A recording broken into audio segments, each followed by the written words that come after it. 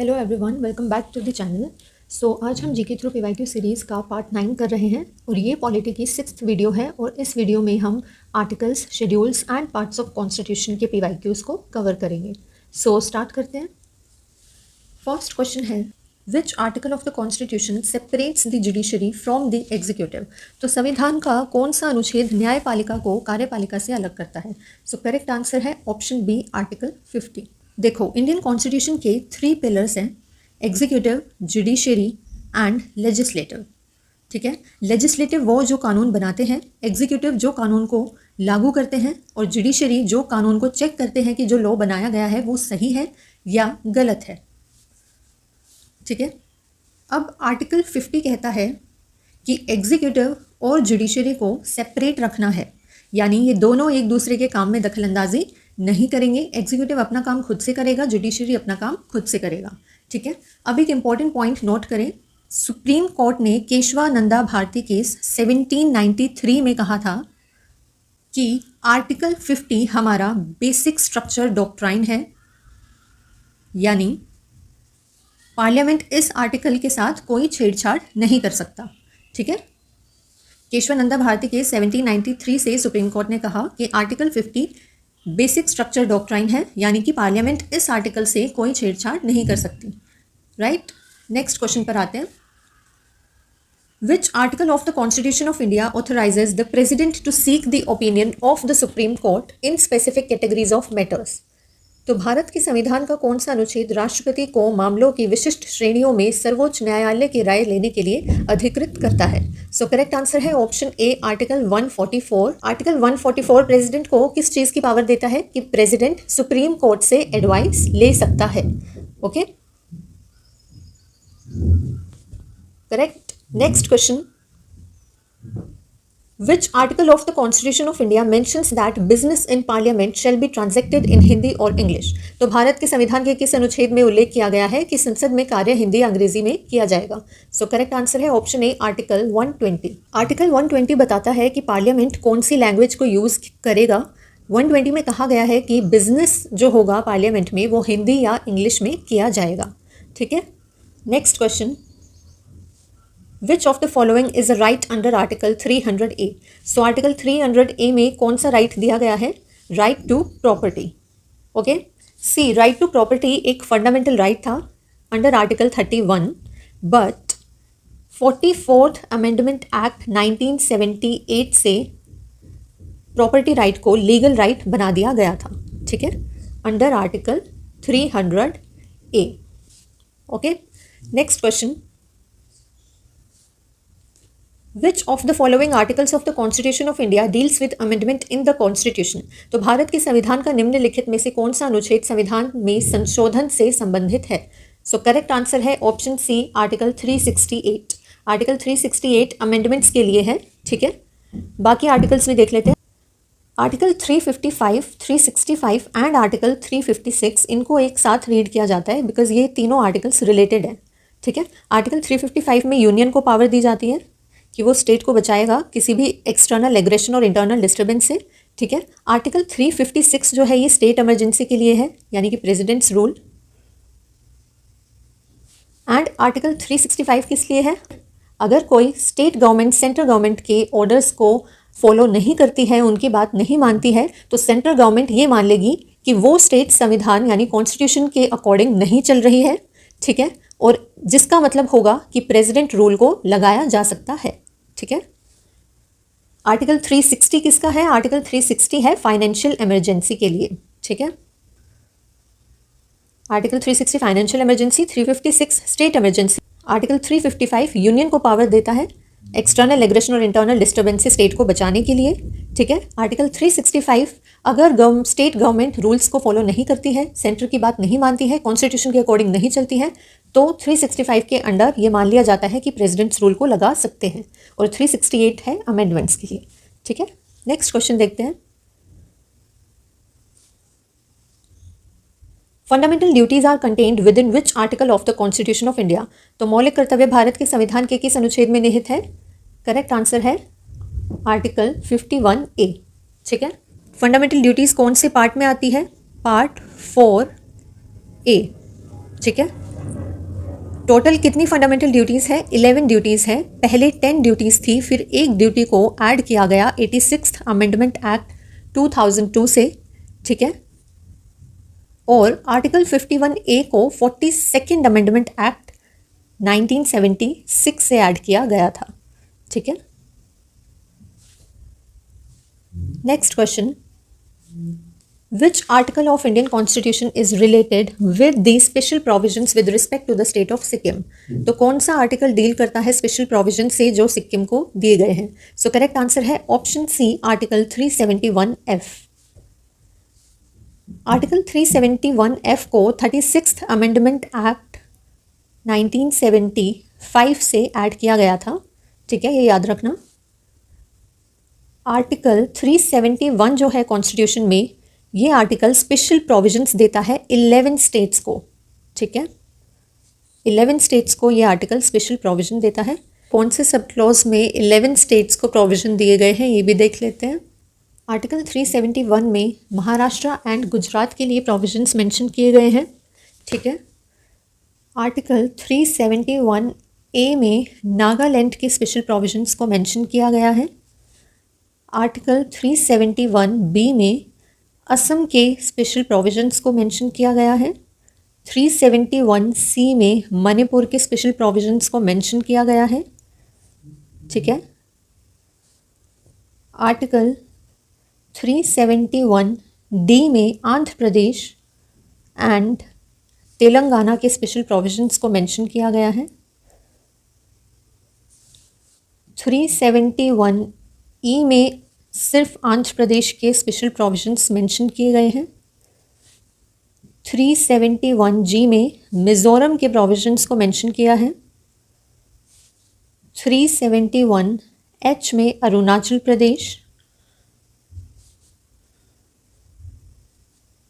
And 371I में गोवा के special provisions को मेंशन किया है, ठीक है। और 371F हमने अभी क्वेश्चन में देखा है, इसमें मेंशन किए हैं सिक्किम के special provisions, okay. Next question, under which article of the constitution of India is the national commission for scheduled caste established? Bharat के संविधान में किस अनुच्छेद के तहत राष्ट्रीय अनुसूचित जाति आयोग की स्थापना की गई है? तो करेक्ट आंसर है ऑप्शन बी, आर्टिकल 338। आर्टिकल 338 से national commission for scheduled caste establish हुई थी, बट 89th अमेंडमेंट एक्ट 2003 से national commission for scheduled caste and scheduled tribes को रिप्लेस किया गया था दो अलग कमीशन से, ठीक है। वो दो कमीशंस कौन से थे? National commission for scheduled caste अलग बना दिया गया and national commission for scheduled tribes को अलग बना दिया गया, ठीक है। इसे रखा गया शेड्यूल्ड कास्ट को under article 338 and national commission for scheduled tribes को रखा गया under article 338A, okay. Next question, which part of the Indian constitution is known as the Magna Carta of India? तो पार्ट 3 को Magna Carta of India कहा जाता है। Part 3 में क्या है? पार्ट 3 में फंडामेंटल राइट्स को मेंशन किया गया है। फंडामेंटल राइट्स हमारे आर्टिकल 12 से आर्टिकल 35 में आते हैं, ठीक है। मैग्ना कार्टा टर्म जो है ये कहाँ से आई है? मैग्ना कार्टा को इंग्लैंड के किंग जॉन ने 1215 में इशू किया था और ये फर्स्ट रिटन डॉक्यूमेंट था relating to fundamental rights of citizens, ठीक है। अब फंडामेंटल राइट्स को भी एक बार रिवाइज कर लेते हैं। देखो, आर्टिकल 14 टू आर्टिकल 18 में इक्वालिटीज़ के राइट्स हैं, ठीक है। आर्टिकल 14 में इक्वालिटी बिफोर लॉ को स्टेट किया गया है। आर्टिकल 15 में प्रोहिबिशन ऑफ डिस्क्रिमिनेशन, यानी किसी भी तरह का डिस्क्रिमिनेशन बैंड है, ये आर्टिकल 15 कहता है। आर्टिकल 16 कहता है कि इक्वल अपॉर्चुनिटी मिलेगी पब्लिक एम्प्लॉयमेंट के लिए, ठीक है। आर्टिकल 17 कहता है कि अनटचेबिलिटी को एबॉलिश किया जाएगा एंड आर्टिकल 18 कहता है एबॉलिशन ऑफ टाइटल्स, यानी कि पदों को खत्म कर दिया गया है थ्रू आर्टिकल 18, ठीक है। सिर्फ अकेडमिक और डिफेंस टाइटल्स हैं, उसके अलावा कोई टाइटल जैसे राजा होते थे वो अब नहीं है, ठीक है। आर्टिकल 19 टू आर्टिकल 22 ये है राइट्स टू फ्रीडम, ठीक है। आर्टिकल 19 6 राइट्स देता है, right to speech, right to organize a meeting in a non violence way, right to make the union यानी एसोसिएशन फॉर्म कर सकते हो, किसी भी तरह की मूवमेंट कर सकते हो, freedom of residence and settlement कहीं भी रह सकते हो, फ्रीडम ऑफ प्रोफेशन कोई भी profession occupation trade business choose कर सकते हैं, ठीक है। ये 6 राइट्स आर्टिकल 19 देता है। आर्टिकल 20 प्रोटेक्शन देता है in respect of conviction for offences. Article 21 protection of life and personal liberty देता है। And article 22 protection against arrest and detention in certain cases provide करता है, ठीक है। फिर आर्टिकल 23 टू 24 ये है राइट अगेंस्ट एक्सप्लॉयटेशन, ठीक है। Article 23 prohibition of traffic in human beings यानी बंधुआ मजदूरी नहीं करवा सकते किसी से भी, ये आर्टिकल 23 कहता है। और आर्टिकल 24 कहता है कि 14 साल से कम के बच्चों को आप फैक्ट्री में एम्प्लॉयमेंट नहीं दे सकते, ठीक है। फिर आते हैं आर्टिकल 25 टू आर्टिकल 28, ये आर्टिकल्स है right to freedom of religion.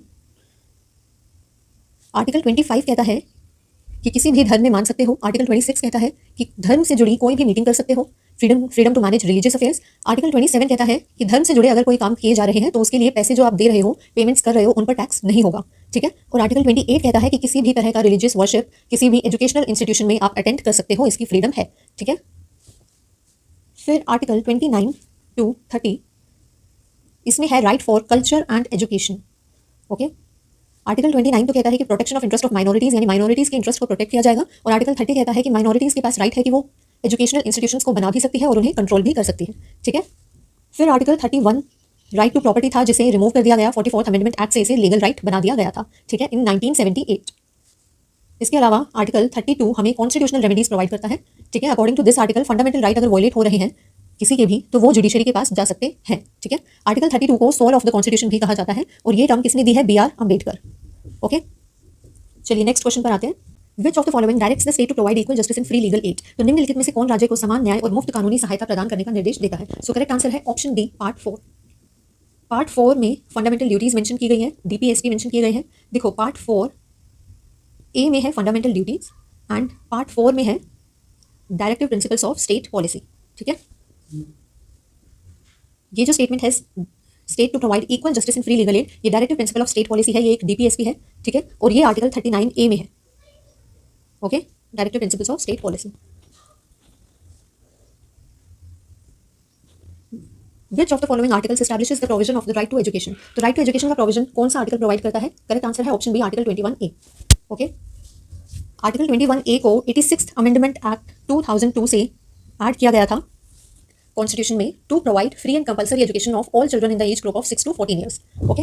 Next question, Which of the following articles of the Constitution gives the right to consult a legal practitioner of one's choice? तो संविधान के निम्नलिखित अनुच्छेदों में से कौन सा अपनी पसंद के कानूनी व्यवसायी से परामर्श करने का अधिकार देता है? करेक्ट आंसर है option C, article 22। Article 22 protection provide करता है against arrest and detention in certain cases, यानी कि जिसे अरेस्ट किया गया है उसको राइट होगा, फ्रीडम होगी कि वो अपना लॉयर अपॉइंट कर सके, ठीक है। Next question, Which article of the Constitution of India deals with the appointment of ad hoc judges? तो ad hoc judges को अपॉइंटमेंट के लिए कौन सा आर्टिकल है? Article 127। Correct answer is option D, article 127, ठीक है। आर्टिकल 127 एड हॉक जजेस के अपॉइंटमेंट के लिए है। एड हॉक जजेस क्या होते हैं? ये टेम्परेरी जजेस होते हैं जो पर्टिकुलर केस, प्रोजेक्ट या पीरियड के लिए होते हैं, उसके बाद वो हट जाते हैं, ठीक है। नेक्स्ट क्वेश्चन है, which article deals with the sessions of the parliament? तो पार्लियामेंट के सेशंस कौन से आर्टिकल में मेंशन किए गए हैं? आर्टिकल 85, ठीक है। Next question, which article provides equal protection of the laws and equality before the law? Equality before the law के लिए आर्टिकल है आर्टिकल 14, ठीक है। Next question, which schedule of constitution has provisions related to the union list? तो संविधान की किस अनुसूची में संघ सूची से संबंधित प्रावधान है? तो करेक्ट आंसर है ऑप्शन सी, 7th शेड्यूल में यूनियन लिस्ट के बारे में प्रोविजंस मेंशन किए गए हैं, ठीक है। 7th शेड्यूल में 3 लेजिस्लेटिव लिस्ट्स को मेंशन किया गया है, union, state and concurrent. In lists को हमने डिटेल में प्रीवियस वीडियोस में एक्सप्लेन किया है, ठीक है। नेक्स्ट क्वेश्चन देखते हैं, विच part of the constitution provides for the union public service commission? तो कौन से पार्ट में है union public service commission? Part 14, okay. देखो जो प्रोविजंस है regarding composition of UPSC, appointment, removal of its members, powers and functions of UPSC, ये सभी पार्ट 14 में मेंशन है अंडर आर्टिकल 315 टू 323, ठीक है। पार्ट 10 में क्या है? पार्ट 10 में शेड्यूल्ड एंड ट्राइबल एरियाज के बारे में मेंशन किया है। पार्ट 8 में यूनियन टेरिटरीज के बारे में मेंशन है एंड पार्ट 16 में स्पेशल प्रोविजंस है रिलेटिंग टू सर्टेन क्लासेस, ठीक है। Next question, Who termed Article 32 as the heart and soul of the Constitution of India? ये किसने कहा था? BR Ambedkar, okay. Next question, Which article of the Constitution states that Supreme Court to be a court of record? संविधान के किस अनुच्छेद में कहा गया है कि सुप्रीम कोर्ट को कोर्ट ऑफ रिकॉर्ड होना चाहिए? ये कहा गया है आर्टिकल 129 में, ठीक है। Supreme court, court of record, article 129। Next question, which article deals with the definition of the money bill? तो मनी बिल की डेफिनेशन कौन से आर्टिकल में गिवन है? Article 110. Okay, next question. All minorities, whether based on religion or language, shall have the right to establish and administer educational institutions of their choice. Which article of the Constitution of India guarantees this right? धर्म या भाषा पर आधारित सभी अल्पसंख्यकों को अपनी पसंद की शिक्षा संस्थाओं की स्थापना और प्रशासन का अधिकार होगा. भारत के संविधान का कौन सा अनुच्छेद इस अधिकार की गारंटी देता है? तो ये गारंटी देता है आर्टिकल 30. ठीक है, माइनॉरिटीज अपने एजुकेशनल इंस्टीट्यूशंस को इस्टेब्लिश कर सकती है और उन्हें रन भी कर सकती है. ये भी हमने आर्टिकल पढ़ा था, article 30. Next question. Which article of the Indian constitution deals with the election of the vice president? तो वाइस प्रेसिडेंट के इलेक्शन के बारे में कौन से आर्टिकल में मेंशन किया गया है? आर्टिकल 66. ठीक है, आर्टिकल 68 में क्या मेंशन है? आर्टिकल 68 में मेंशन है कि वाइस प्रेसिडेंट की वैकेंसी को फिल करने के लिए इलेक्शंस कितने टाइम तक चलेंगे और जिस पर्सन को अपॉइंट किया जाएगा to fill the casual vacancy of vice president उसका टर्म ऑफ ऑफिस कितना होगा, इस बारे में बताया गया है आर्टिकल 68. इसी से सिमिलर एक आर्टिकल है आर्टिकल 62. आर्टिकल 62 में सेम बोला गया है जो आर्टिकल 68 में है, बस वाइस प्रेसिडेंट की जगह आ जाएगा प्रेसिडेंट. यानी कि आर्टिकल 62 में मेंशन है कि प्रेसिडेंट की वैकेंसी को फिल करने के लिए इलेक्शंस कितने टाइम तक चलेंगे और कैजुअल वैकेंसी जो होगी प्रेसिडेंट की वो कितने टर्म ऑफ ऑफिस के लिए उस वैकेंसी पर वो पर्सन अपॉइंट होंगे. ठीक है, ये आर्टिकल 62 कहता है. आर्टिकल 64 में क्या है? आर्टिकल 64 में बोला गया है कि vice president he chairman of Rajya Sabha होंगे. ठीक है, वाइस प्रेसिडेंट का आर्टिकल क्या है? आर्टिकल 63.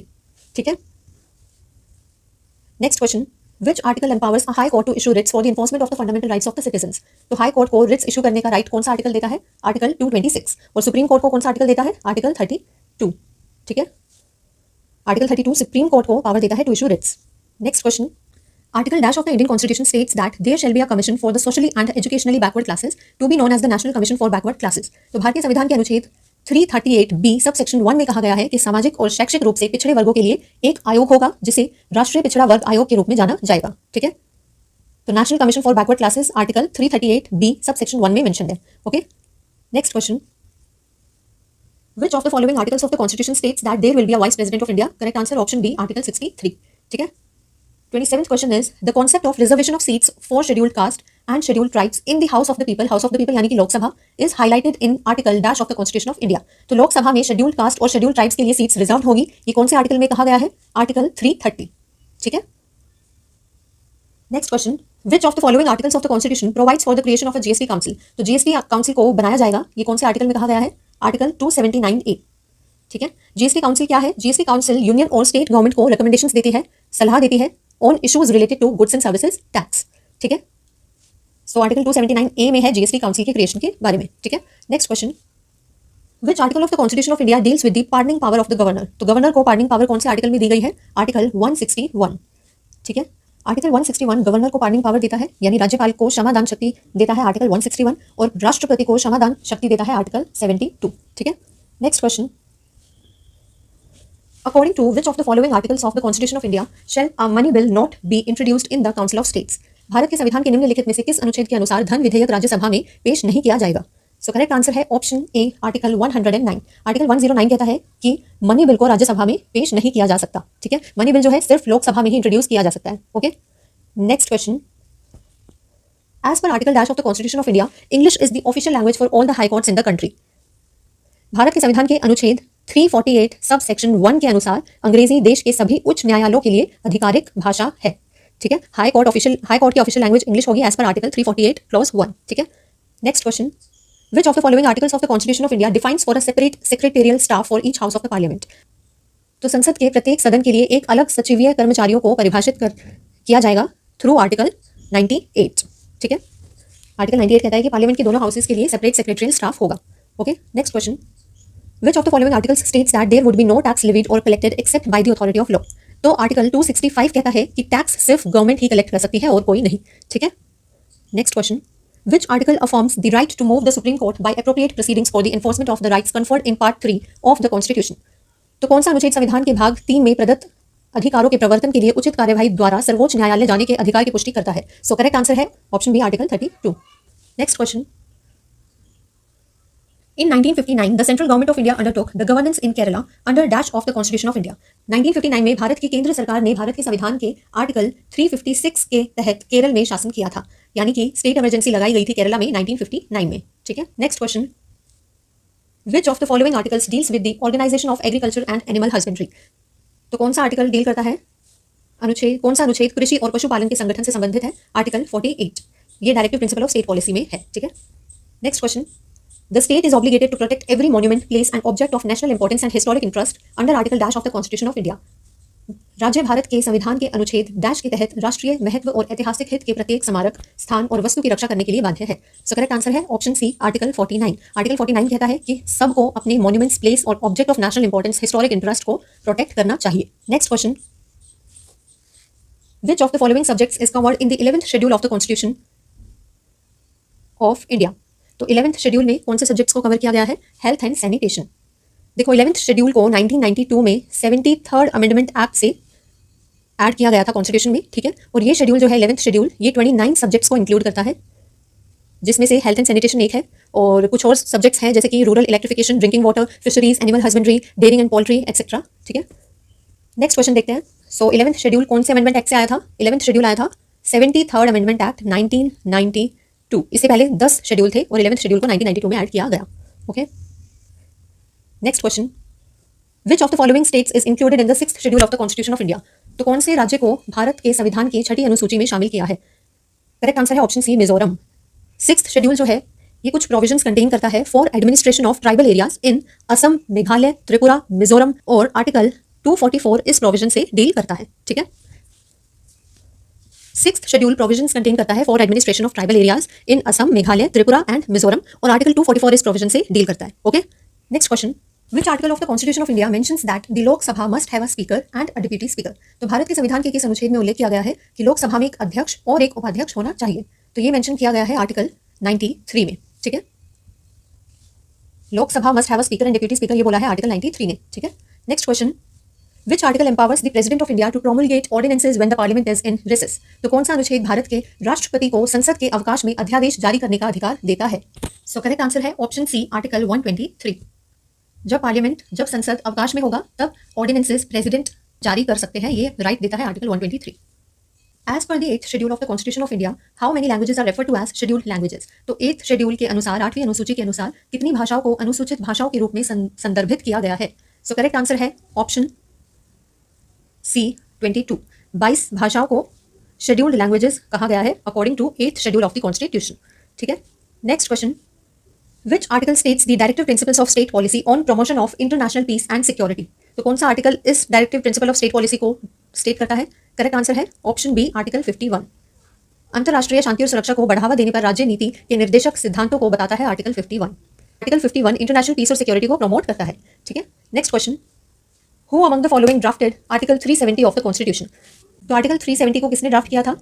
करेक्ट आंसर है ऑप्शन सी, गोपालस्वामी अयंगर ने आर्टिकल 370 को ड्राफ्ट किया था, ठीक है। आर्टिकल 370 कौन सा है? That which gave special status to Jammu and Kashmir. Okay, next question, part 8 of the constitution of India deals with dash. So constitution के पार्ट 8 में क्या है? यूनियन टेरिटरीज के बारे में है, ठीक है। अब एक बार पार्ट्स ऑफ द कॉन्स्टिट्यूशन भी देख लेते हैं। देखो पार्ट 1 में यूनियन और उसकी टेरिटरीज के बारे में बताया गया है। पार्ट 2 है सिटीजनशिप। सिटीजनशिप के लिए क्या रूल्स होंगे, किस बेसिस पर सिटीजनशिप दी जाएगी, ये पार्ट 2 में बताया गया है। पार्ट 3 में है फंडामेंटल राइट्स। पार्ट 4 में है directive principles of state policy. 4A में है फंडामेंटल ड्यूटीज। पार्ट 5 में है यूनियन गवर्नमेंट। पार्ट 6 में है स्टेट गवर्नमेंट। ओके, पार्ट 7 को ओमिट कर दिया गया था, ठीक है, हटा दिया गया था। फिर पार्ट 8 में है यूनियन टेरिटरी। पार्ट 9 में है पंचायती राज सिस्टम के बारे में।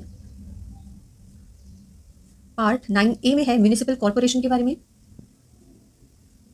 पार्ट 9B में है कोऑपरेटिव सोसाइटीज के बारे में। ओके, फिर पार्ट 10 में शेड्यूल्ड एंड ट्राइबल एरियाज के बारे में बोला गया है। पार्ट 11 में relation between union and states के बारे में बताया गया है, between union and states. Part 12 में finance, property, contracts and suits के बारे में मेंशन किया है। पार्ट 13 में trade and commerce with in India किस तरह से होगा, क्या रूल्स होंगे, उसके बारे में बताया गया है। पार्ट 14 में ट्राइब्यूनल्स को मेंशन किया है। पार्ट 15 में इलेक्शंस को मेंशन किया गया है। इलेक्शंस का क्या प्रोसीजर होगा, कब होंगे, कितने टाइम तक होंगे, ये सब पार्ट 15 में मेंशन है। देन पार्ट 17 में ऑफिशियल लैंग्वेजेस को मेंशन किया है। पार्ट 18 में इमरजेंसी प्रोविजंस है एंड पार्ट 20 में कॉन्स्टिट्यूशनल अमेंडमेंट्स के बारे में मेंशन किया गया है, ठीक है। और इसका आर्टिकल हमने अभी क्वेश्चन में देखा था, आर्टिकल 368। इमरजेंसी प्रोविजंस कौन से आर्टिकल में है? Article 352 to 360। ऑफिशियल लैंग्वेजेस के आर्टिकल है 343 टू 351। इलेक्शंस के लिए है 324 टू 329A, ठीक है। और ट्राइब्यूनल्स के लिए आर्टिकल्स है 323A to 323B। Okay, next question पर आते हैं। Which of the following is one of the articles of the Constitution of India that mentions the Controller and Auditor General of India? यानी कि CAG का article कौन सा है? Article 148। Okay, next question. Which of the following schedules of the Indian Constitution has been incorrectly matched with its content? तो कौन से schedule mismatched है इनमें से, वो देखना है। फर्स्ट ऑप्शन है second schedule languages. Second schedule में तो सैलरीज के बारे में मेंशन किया गया है, जो लोग कॉन्स्टिट्यूशनल पोस्ट पर है उनकी क्या सैलरीज होगी, ये शेड्यूल 2 में बताया गया है। So correct answer option A ही है, सेकंड शेड्यूल विद लैंग्वेजेस को इनकरेक्टली मैच किया गया है। सेकंड शेड्यूल में क्या है? सैलरीज, ठीक है। फर्स्ट शेड्यूल में स्टेट्स एंड यूनियन टेरिटरीज के नेम्स है, करेक्ट। थर्ड शेड्यूल में फॉर्म्स ऑफ ऑथ और रेफॉर्मेशंस के बारे में बोला गया है, करेक्ट। फोर्थ शेड्यूल में allocation of seats in the council of state, Rajya Sabha में सीट्स का एलोकेशन कैसे होगा, ये फोर्थ शेड्यूल में है, ये भी करेक्ट है, ठीक है। अब शेड्यूल्स को भी देख लेते हैं एक बार।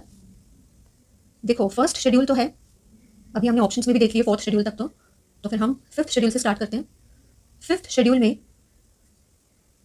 शेड्यूल्ड ट्राइबल एरियाज का एडमिनिस्ट्रेशन कैसे होगा उसके बारे में बताया गया है।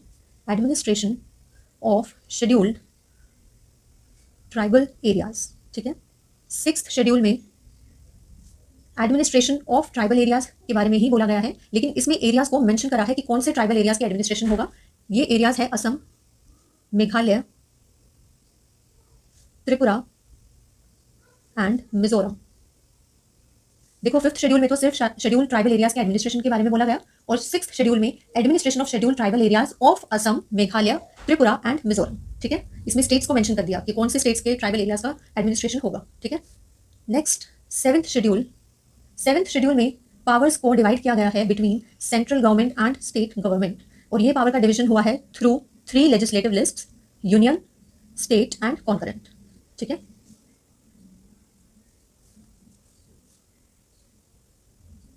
एट्थ शेड्यूल किसके बारे में है? एट्थ शेड्यूल में लैंग्वेजेस को मेंशन किया है। नाइन्थ शेड्यूल में कुछ सब्जेक्ट्स हैं उनके बारे में मेंशन किया गया है। टोटल सब्जेक्ट्स जो है नाइन्थ शेड्यूल में वो है 284 सब्जेक्ट्स, ठीक है। Tenth schedule anti defection law से रिलेटेड है, ओके। 11th शेड्यूल पंचायत से रिलेटेड है, और 12th शेड्यूल का सब्जेक्ट है म्यूनिसिपैलिटीज, ठीक है। टोटल सब्जेक्ट्स कितने हैं 12th शेड्यूल में? 18। 12th शेड्यूल को 74th अमेंडमेंट एक्ट से ऐड किया गया था 1992 में, ठीक है। अब नेक्स्ट क्वेश्चन पर आते हैं। Article dash of the constitution of India deals with provisions related to the administration and control of scheduled areas and scheduled tribes. तो कौन सा आर्टिकल डील करता है शेड्यूल एरियाज और शेड्यूल ट्राइब्स के एडमिनिस्ट्रेशन और कंट्रोल से? करेक्ट आंसर है ऑप्शन बी, आर्टिकल 244 क्लॉज 1, ठीक है।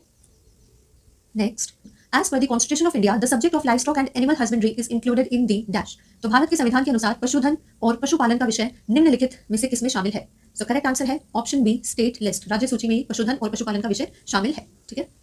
Next question, the subject of sports comes under which list of Indian constitution. तो खेल का विषय कौन सी सूची में शामिल है? ये भी राज्य सूची में शामिल है, okay. Next question, which schedule of the Indian constitution contains the provisions on panchayat Raj institutions. तो पंचायत राज इंस्टीट्यूशंस के प्रोविजंस कौन से शेड्यूल में है? 11th शेड्यूल, ठीक है। नेक्स्ट देखते हैं, विच part of the Indian constitution contains the provisions on the union territories. तो यूनियन टेरिटरीज के प्रोविजंस कौन से पार्ट में है? Part 8, okay. Next, which article of Indian constitution tells about the election of the president. तो president के election के बारे में कौन सा आर्टिकल बताता है? Article 54, okay. Next, which article provides for the appointment of a finance commission. वित्त आयोग की नियुक्ति का प्रावधान कौन से अनुच्छेद में है? अनुच्छेद 280। आर्टिकल 280 में फाइनेंस कमीशन के अपॉइंटमेंट के बारे में बोला गया है, ठीक है। फाइनेंस कमीशन को कंस्टिट्यूट कौन करता है? प्रेसिडेंट, ओके, ये भी याद रखना है। अब देखो आर्टिकल 320 में क्या है? आर्टिकल 320 में पब्लिक सर्विस कमीशन के फंक्शंस के बारे में बताया गया है कि पब्लिक सर्विस कमीशन के फंक्शंस क्या होंगे, ये आर्टिकल 320 बताता है। आर्टिकल 290 जो है ये कंटेन करता है adjustment in respect of certain expenses and pensions. कुछ खर्चों और पेंशंस की जो एडजस्टमेंट है वो कैसे होगी, ये आर्टिकल 290 बताता है, ठीक है। और आर्टिकल 300 कहता है कि government of India may sue or be sued by the name of the union of India or of the state.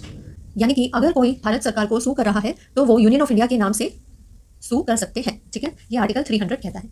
Next question पर आते हैं, which of the following schedule contains the format of oaths to be taken by different constitutional functionaries. Constitutional post पर जो लोग हैं उनको oath कौन दिलवाएगा, oath कैसे दी जाएगी उन्हें, ये कौन से शेड्यूल में मेंशन है? ये मेंशन है 3rd शेड्यूल में, ठीक है। नेक्स्ट क्वेश्चन देखते हैं, in which part of the Indian constitution are central state relations mentioned. तो सेंट्रल स्टेट रिलेशंस के बारे में कौन से पार्ट में मेंशन किया गया है? पार्ट 11, आर्टिकल 245 टू आर्टिकल 255 केंद्र राज्य संबंधों का उल्लेख करता है। ठीक है। Next question is which of the following articles promote equal justice and free legal add for all citizens. तो कौन सा अनुच्छेद सभी नागरिकों के लिए समान न्याय और मुफ्त कानूनी सहायता को बढ़ावा देता है? करेक्ट आंसर है option A, article 39A। Article 39A equal justice and free legal add को प्रमोट करता है फॉर ऑल सिटीजंस, यानी कि सभी को जस्टिस प्रोवाइड हो और सभी को लीगल एड फ्री मिले। Next question, under which article of the Indian constitution can members of the Anglo Indian community be nominated to the Lok Sabha by the president. तो भारत संविधान के किस अनुच्छेद के तहत एंग्लो इंडियन समुदाय के सदस्यों को राष्ट्रपति द्वारा लोकसभा के लिए नामित किया जा सकता है?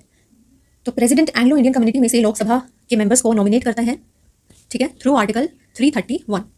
ठीक है। Next question and the last question of the video is the जजेस of the supreme court are appointed by the president under article dash of the constitution of India. तो उच्चतम न्यायालय के न्यायाधीशों की नियुक्ति भारत के संविधान के अनुच्छेद डैश के अधीन राष्ट्रपति द्वारा की जाती है। तो कौन से आर्टिकल के थ्रू सुप्रीम कोर्ट के जजेस को प्रेसिडेंट अपॉइंट करते हैं? Article 124 clause 2, article 124 clause 2। ठीक है। So that's it for the video and thank you for watching, and please do like, share and subscribe the channel for more such videos, and thank you for watching.